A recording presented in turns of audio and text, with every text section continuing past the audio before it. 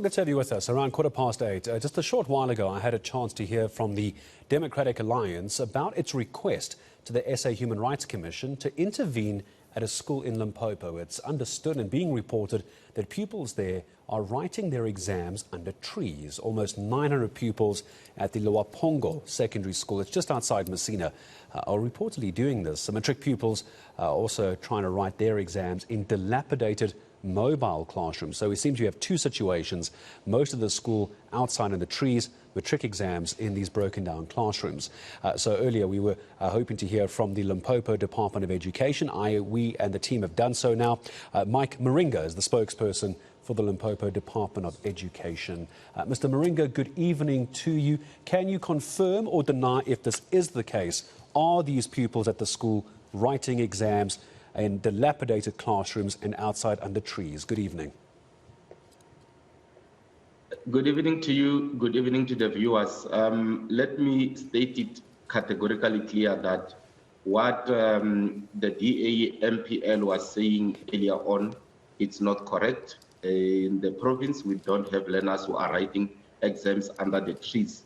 She is talking about a report that was published by the Citizen newspaper on Tuesday, a day after our first matric paper, where allegations were made that we have plus minus 900 learners at Limpopo who are writing examinations under the trees. I can confirm that it's not correct. In that school alone, we only have 56 matric learners, and we have about 12 classrooms. So there is no way that we can have a school with 12 classrooms and 56 of the learners are writing under the trees. It is unfortunate that the Democratic Alliance is using this situation to score cheap political points, in that they have not been at the school themselves. The said newspaper, being the Citizen, have issued an apology. They have retracted on that story because they were running with the information that they got from an SG member, not verified information. So it is unfortunate that at this time when learners are writing, we've got political parties that are coming to score cheap political points in using our learners.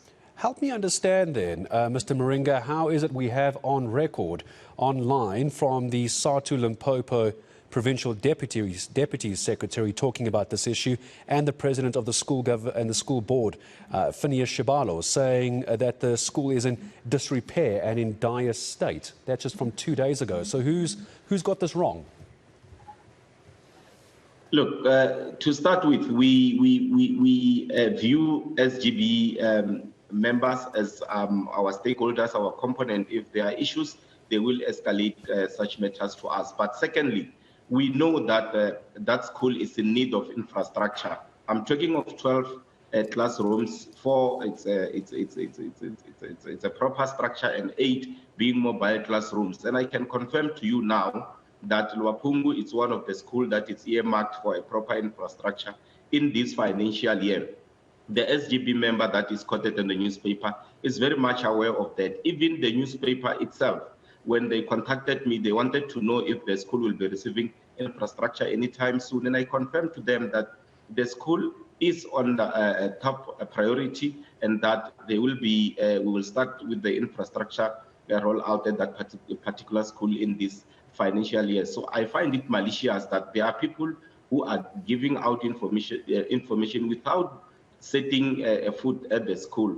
It shows that they have got nefarious intentions. We don't know what they stand to gain by doing this, but we're hoping, as we always say, that education is a societal matter. We're hoping that they will rally behind learners, not to stress them at this time when they have started with their matric final examination. Have you been there personally? Unfortunately not, because we only came to the department in July, but the information that I have is from the circuit. The information that I have is from the principal. Hence, I'm saying the SGB member is malicious. But as for infrastructure, they can confirm themselves that we do have 12 classes, and we are going to... So are you saying, Mr. Maringa, I'm sorry, just help me understand. I mean, I'm trying to get to the bottom of the story, but help me understand. So you've personally not been there, but you're telling me that the SA Democratic Teachers Union provincial deputy secretary and the president of the school board are lying, but you haven't been there yourself. They say it's a mess. You haven't been there, and you're saying it's not the case. Why should we believe you? Look, the story that you ran earlier on with the Democratic Alliance rep, it's saying that 900 learners are writing a matric examination under the trees. Number one, that school does not have that enrollment. That's number one. Number two, it's only matric learners that are writing. If you come on record to say that 900 learners are writing under the trees, whereas it's only 56 learners who are writing, then they got it wrong. And also, to come to your question, just remember that Limpopo has got over 3,000 schools. I can't be in each and every school. There are schools that we visit. There are schools that are in a dire need, who are in a similar situation. So other than doing administrative work and other responsibilities, we do visit schools. But unfortunately, this one I have not visited, more so because I've got information that the publication got it wrong and they've retracted. We have it on record that they have lied. But I am agreeing that the school need attention. The school has been prioritized, hence they are getting infrastructure very soon in this very financial year we are in. I'm taking a look at the article now, and I would agree with you on this point, Mr. Maringa, that there are close to 900 pupils in the school. Those are not 900 matriculants, 900 pupils in the school. Of those 900, 56 are matric pupils, and those are the ones which we're concerned about most at this point. So as I sit here at 8:20 on a Saturday night, if we were to send a camera to the school tomorrow near Messina, what would we see? Because you know we can do that. What would we see first thing tomorrow morning if I sent a camera person and a reporter?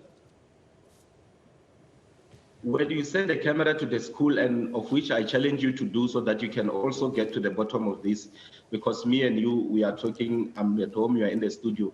As I've indicated, the school has got 8 mobile classrooms. 4 are new, 4 are old, and we've got a block with about 4 classrooms. So there is infrastructure, and I'm agreeing that it's not adequate. Hence, we have prioritized this school for a proper infrastructure in this current financial year.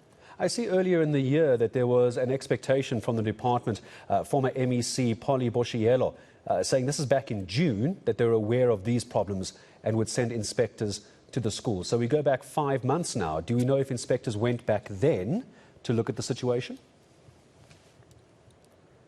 Yes, inspectors went there.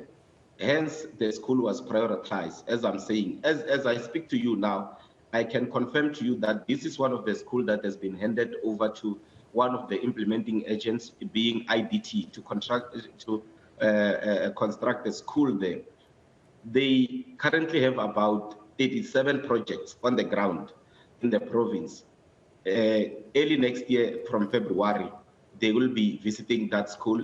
That is not the only one. There are others that are earmarked. But also, we must talk of the sanitation infrastructure that the DA rep was referring to, because she spoke of a backlog of about 2,000 sanitation backlog in the province, which is also incorrect, because when the matter was taken to court, we were looking at plus minus 513 sanitation schools that needed urgent attention with regard to sanitation, and I can confirm to you that that matter is being attended to, and we have given a deadline that by the end of this financial year, being the 31st of March, we wouldn't be having pit toilets in the province. And the DBSA is also starting as of next week. They'll be constructing about 157 sanitation projects in the province, which will be completed latest by February. So we don't know or understand as to what is the motive behind people who will come to the national TV and lie about stats that are there. If they had bothered to come to us, we would have given them that information. And also, you have the leader of the DA who, instead of writing to the MEC, she writes to the media and to the South African Human Rights Commission, making all sorts of allegations. Well, the suggestion there was that no one was able to get hold of your department, Mr. Maringa. That's why they did that. That was the reason given. They weren't able to get hold of you.